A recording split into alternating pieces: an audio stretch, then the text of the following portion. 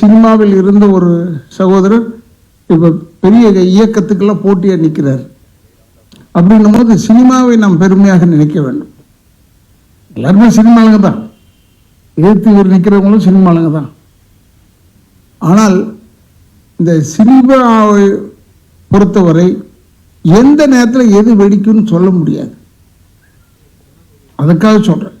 இப்போ நான் பேசிட்டு போகிறேன், இறங்கி கொஞ்சம் கீழே போகிறதுக்குள்ள நான் தலைவன் ஆகிடுவேன் திடீர்னு. அப்போ எனக்கு தெரியும், ஏங்க தலைவன் ஆகிட்டீங்கன்னு கேட்கவும் முடியாது நீங்கள். ஏன்னா சினிமா அப்படி.